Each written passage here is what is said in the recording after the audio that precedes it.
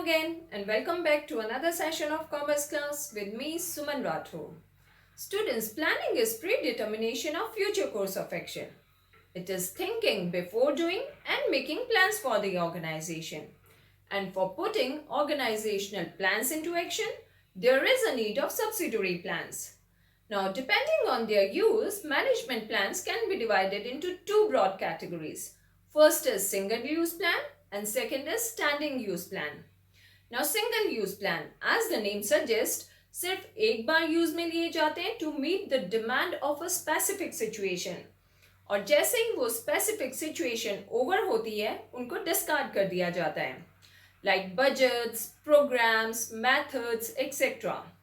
Now, second is standing use plan. Again, as the name suggests, this kind of plans are relatively more stable and recurring in nature. Standing use plans helps in smooth functioning of the organization, like policies, objective, procedure, etc. Now, let's understand the different types of plans one by one. So, first is objectives. Now, objectives is a kind of standing use plan. And as we all know that objectives are the end result for the accomplishment of which activities and operations are performed. Every individual, group and departmental efforts are integrated, coordinated and directed to achieve the objectives. Actually, objectives organization की various activities को direction provide करते हैं और हमें बताते हैं कि organization future में क्या achieve करना चाहता है, what it strives to achieve. For example, an organization may have an objective of increasing sales by 10%. Or it may have an objective of earning 20% on return on investment. Now, the characteristics of objectives are, first, objectives represent the end point of planning, क्योंकि plans objectives को achieve करने के लिए ही बनाए जाते हैं. Then second, objectives are usually set by the top level management. Third, objectives are expressed in quantitative, measurable and concrete terms. And fourth, objectives should be challenging but achievable. Otherwise, जो हमारे employees होंगे उनका morale पहले से ही down हो जाएगा if they know that this objective is impossible to achieve. Now, second is policies. Now, policies is again a kind of standing use plan, which can be used again and again whenever similar situation is faced. Now, policies are the guiding principles which govern action, which is usually of routine and repetitive nature. They are general statements which guide thinking and action of the organizational members. Now, policies top management की intention को represent करता है और किसी भी organization में बहुत तरह की policies होती हैं, like purchase related policy, production related policy, finance related policy, etc. Now, an example of policies is like selling products on cash basis only. Now, the characteristics of policies are, first, policies are framed to achieve predetermined objective.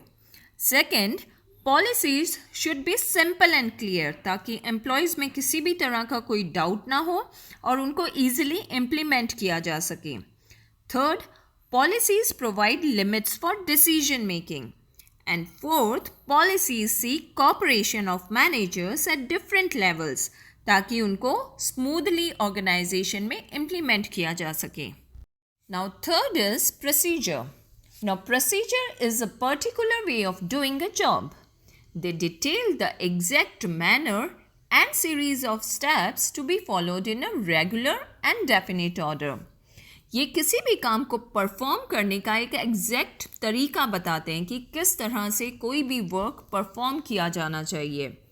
For example, the procedure for purchase of raw material contains a series of steps like determining the purchase budget, then finding sources of supply, then asking for samples, and then checking and finalizing the supplier, then placing the order, then follow-up of the purchase order, like this. So, it basically consists of a series of steps to follow. Now, the characteristics of procedures are: first, procedures are guide to action rather than thinking. Second, procedures are meant for insiders to follow, क्योंकि ये business को conduct करने का एक पूरा process explain करते हैं. Third, procedures are concerned with many departments, क्योंकि किसी भी बिजनेस में बहुत से तरह के डिपार्टमेंट होते हैं जहाँ पे बहुत से तरह की एक्टिविटीज़ परफॉर्म की जाती हैं. And fourth, procedures are pervasive.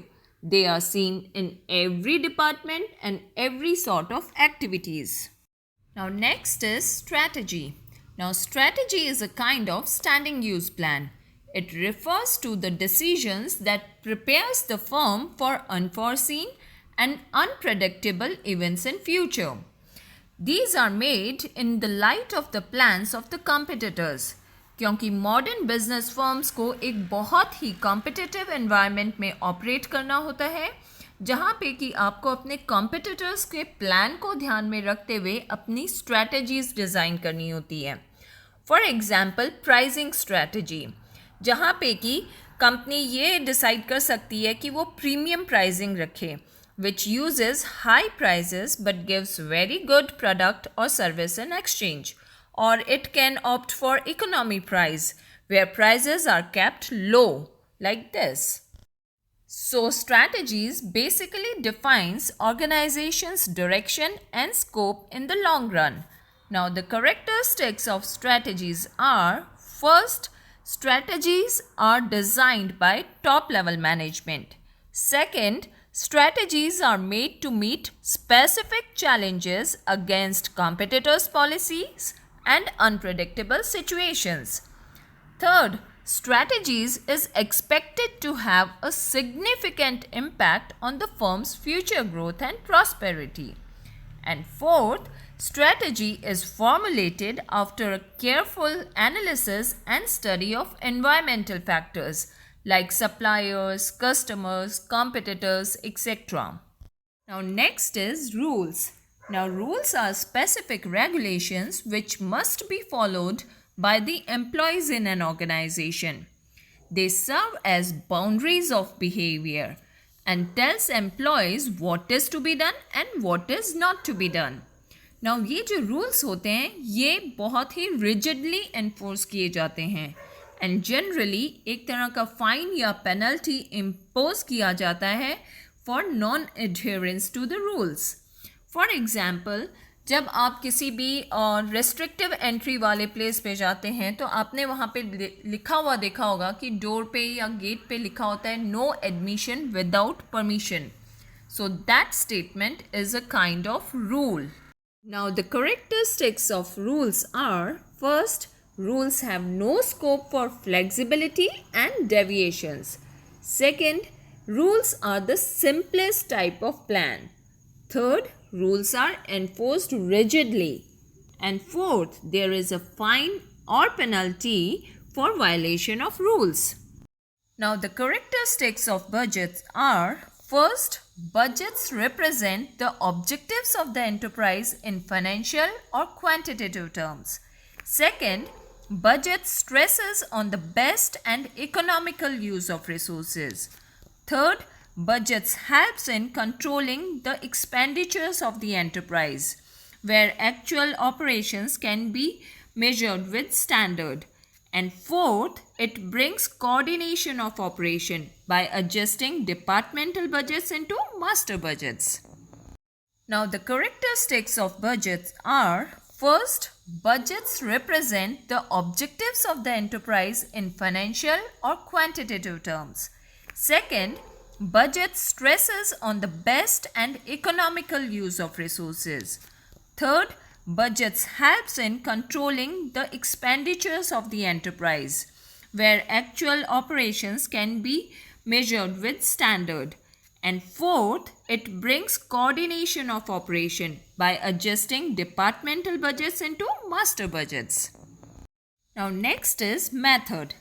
Now, a method is a prescribed process in which a particular task of operations is to be performed. It is limited in scope but more detailed and specific as compared to procedures. Or in other words, we can say that method specifies how one step of a procedure is to be performed. क्योंकि हर procedure में बहुत सारे methods होते हैं to accomplish each phase of work.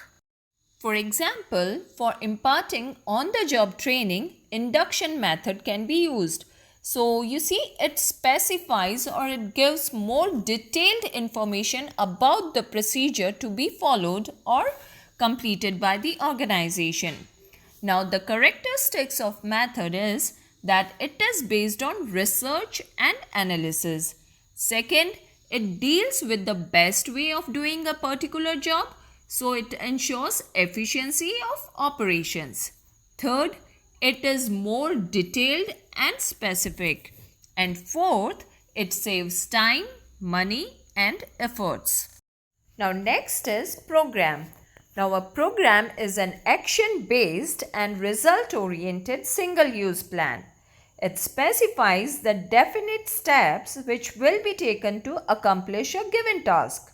It also specifies the time to be taken for the completion of each step.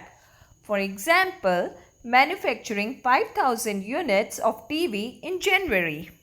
Now the characteristics of program are: first, programs are generally short-range action-based plan. Second, every program is an independent unit. As such, proper integration is required.